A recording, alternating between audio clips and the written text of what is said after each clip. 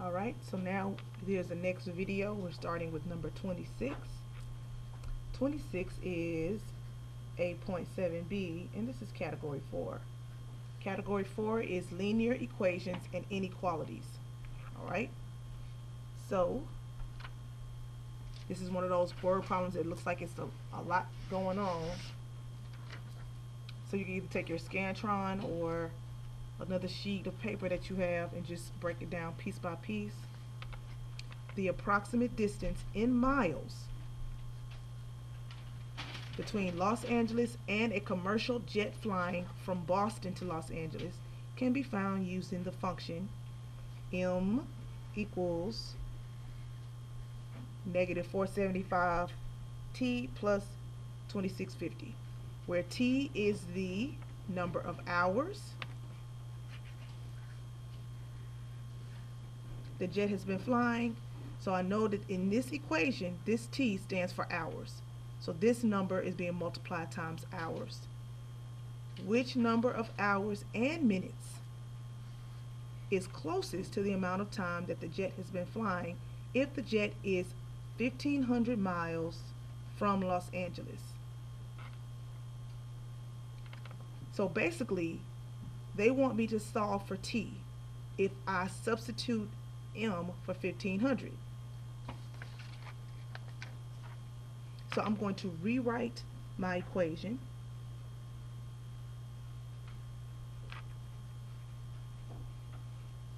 And instead of putting the m here, this time I'm going to substitute the 1,500 for miles. And I'm going to solve for t.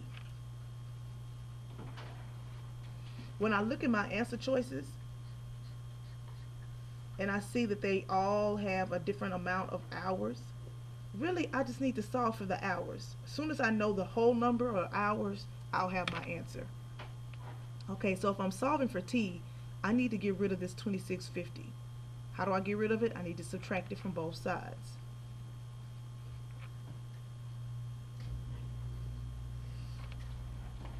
$1,500 minus 2650 is negative 1150.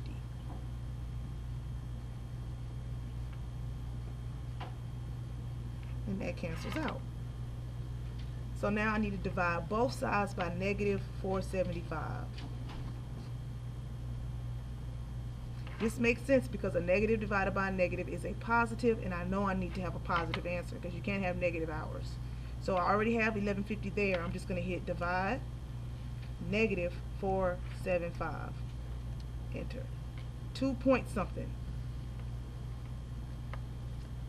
That 2 is telling me that it's 2 hours and something minutes. So I know that 475 goes into 1150 2 times. That's the hours. And I would have to calculate minutes if my hours were the same over here. But I don't have to calculate minutes because the only one that says 2 hours is F. So the answer is F.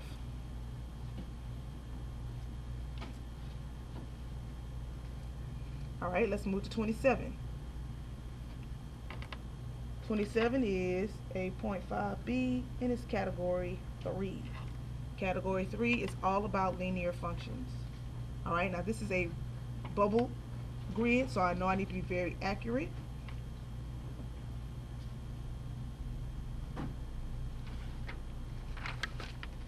Use my sheet. The total cost of renting a banquet hall is a function of the number of hours the hall is rented.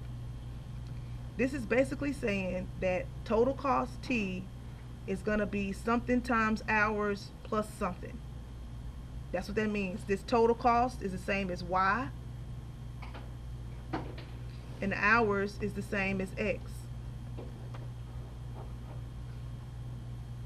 The owner of the banquet hall charges $85 per half hour.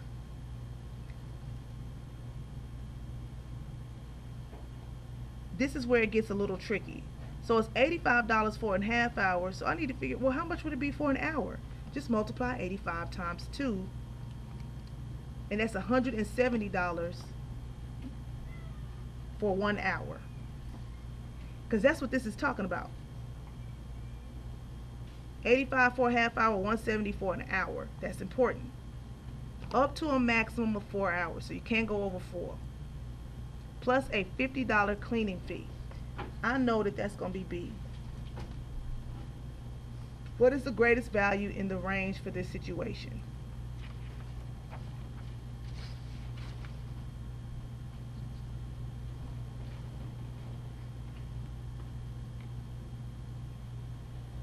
So here is my equation.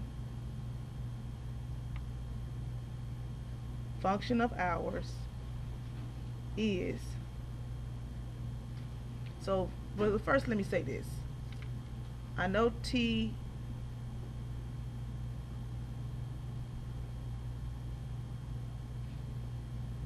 is total cost and H is hours. So let's do it like that. So let's say, instead of doing it as a function,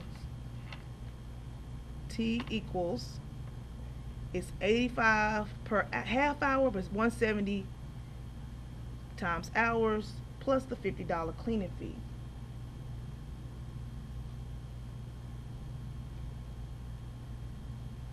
Now what they want to know is, if it's a maximum of 4 hours, what is the greatest value in this range? So basically I just need to substitute H for 4. And I'm solving for T, the greatest value. So I want to know the total cost. So 170 times 4 plus 50.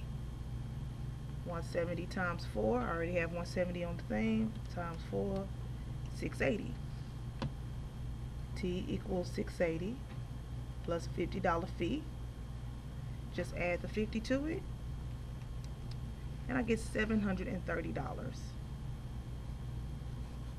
That's the maximum that I could pay for up to 4 hours, $730, and this is what I will put in my bubble grid. This is question 27.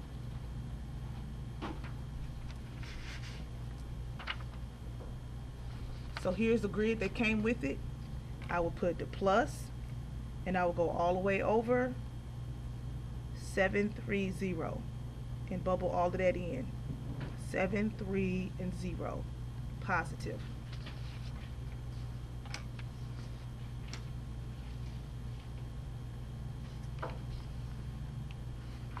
All right, let's move to 28.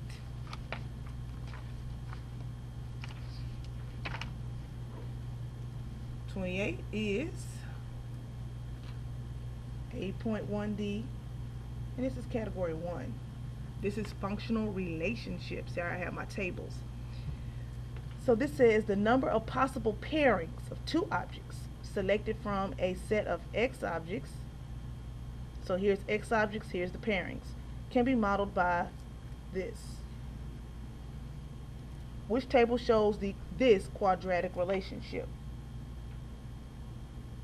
Basically, I'm going to enter this into the calculator.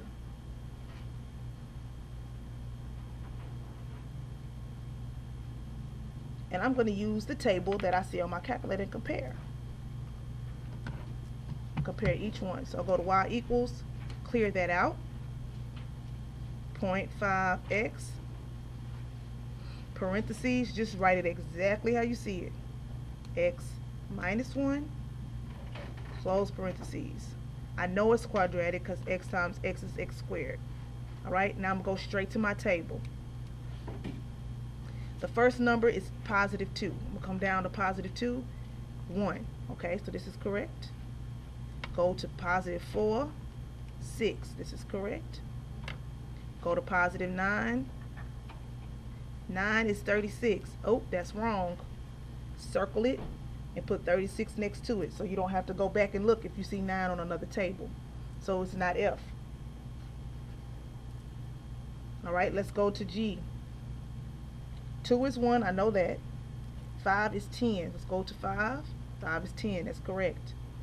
8 is 28, that's correct. 12 is 66, that's correct. So it's G. But I'm going to go and do the rest of these just to be sure. I know 2 is 1. Let's go over to 3. 3 is 3. 7 is 21. So this one is wrong. Let's see what 13 is just to see. 13 is 78. So you know they're only doing one wrong. The first 2 were right here. The first 2 were right here. So a good practice would be to check the third box for these.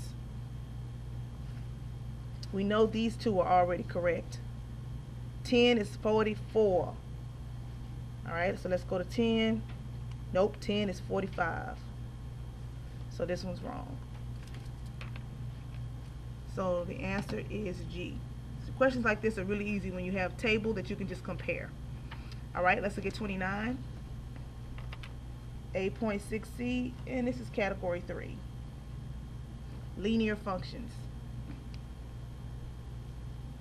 Alright, it says, how does the graph of F compare with the graph of G? They just basically want you to compare these 2 graphs. The first thing I notice is they have the same slope. So if they have the same slope, that means that they are parallel, and it's linear. These are linear functions, and that's what category 3 is all about. So same slope means parallel. Then I want to look at the B. Half and 1. Which one is higher and which one is lower? This one is higher than this one. Lower.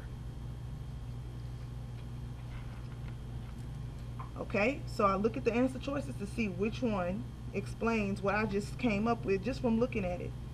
The other thing you could do is graph it and look at it so we can check it in a minute. The graph of F is less steep. That's wrong. They have the same steepness, it's the same exact slope, so I know it's not A. The graph of F has the same y-intercept as the graph of G. This is my y-intercept. They are different. That is not true. The graph of F is parallel. Yes, this is true. The graph of F is steeper. No, that's not true. So it's C. Let's graph them to make sure. Clear that out.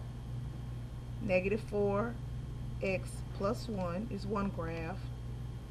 Negative 4x plus 0.5 is the second graph, and just hit graph.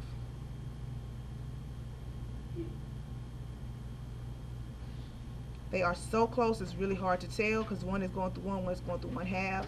So I can go to zoom and go to zoom out.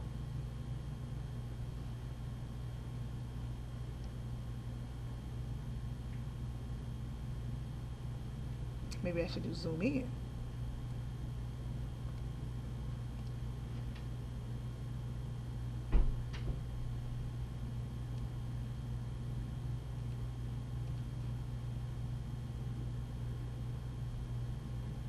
Yeah, zoom in so you can see it a little better there that they're parallel.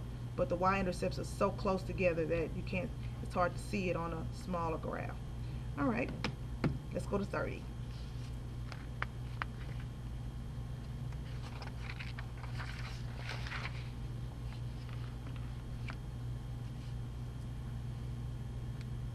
All right, 30 is 8.2D. And this is category 2.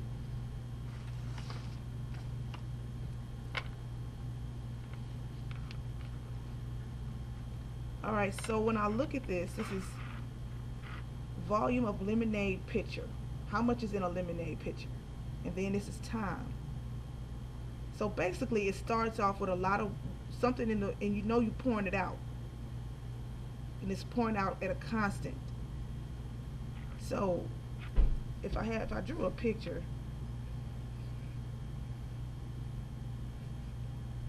I'm starting out with this much lemonade and I'm going to pour it. It's starting out at a high volume, so you're pouring it out. So I'm gonna pour at constant rate. Then from this time to this time I stopped. I'm not doing anything.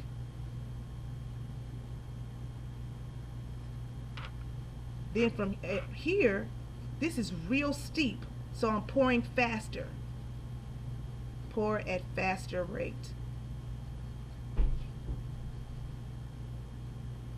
until it's empty.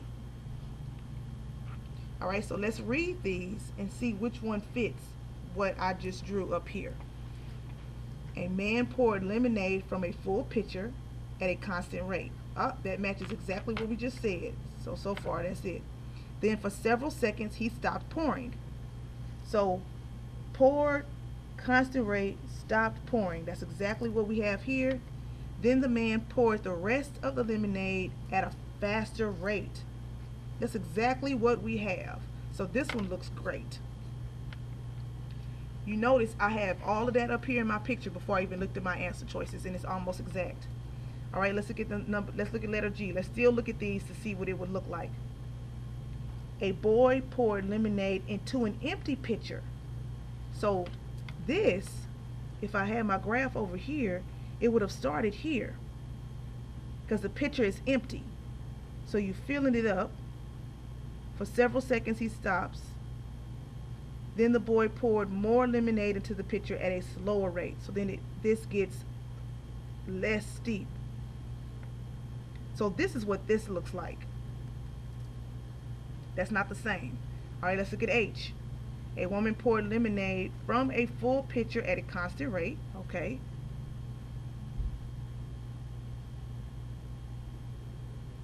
Then for several seconds she stopped pouring from the pitcher. Okay. Then the woman poured the rest at a slower rate. This is what makes it wrong.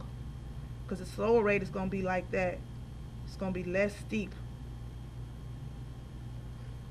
This slower rate makes this wrong. This one is empty pitcher is what makes that wrong. The pitcher starts up high.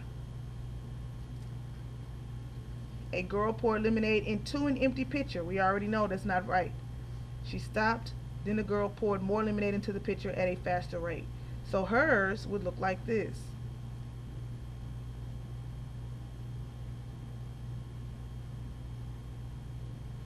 Slow, stop, faster rate. So the answer is F. 31.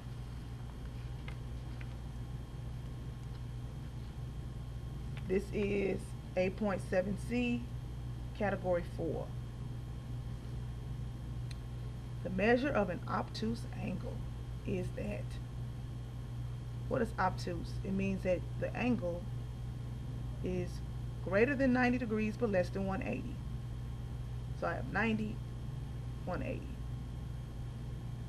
The angle is greater than 90 but less than 180. It cannot equal to 90, it can't equal to 180. It has to be in between. That's an obtuse angle. That's the definition. Here's the equation of that, which is not a possible value for x. So basically what I want to do is just substitute x. Use my answer choices, substitute for x, and make sure that it fits this rule. It says which is not a possible.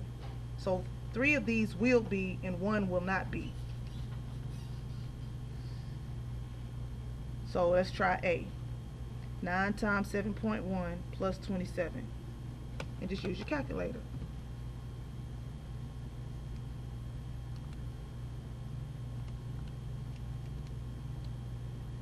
$63.9 plus 27 is 90.9. That is obtuse. It's greater than 90 but less than 180. So put a check. I'm looking for the one that's not. So the next one is 9 times 12.3 plus 27.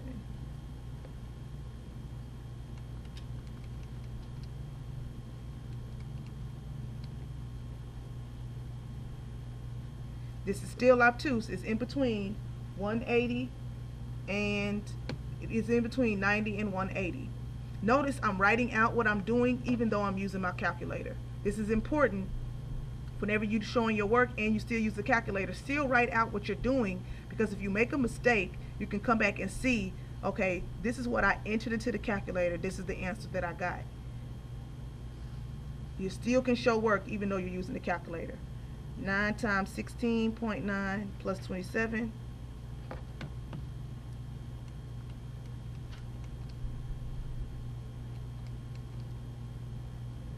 179.1. This is still obtuse. It's still in between 90 and 180, so it should be D.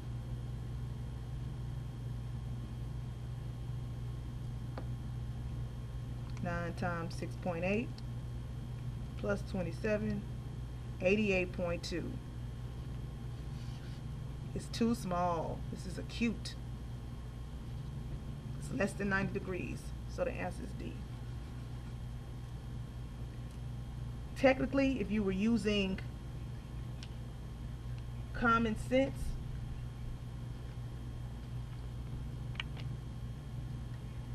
you could see that the lines is making this a little. As soon as you got this, and it was so close to being 90 degrees, and here's one that's less than that, common sense will tell you to check this one. So you don't have to check them in order like I did if you're trying to use strategies, and especially if you are running out of time. Once you see this one is so close, it would be smart to check D first before you check B and C, because that's going to bring you below.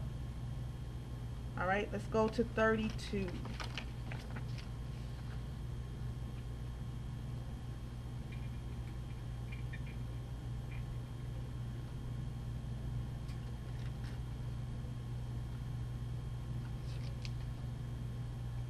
Actually, this video is already 20 minutes long. Let's start 32 on the next set, okay? So we'll start 32 on the next video. We'll stop it right here.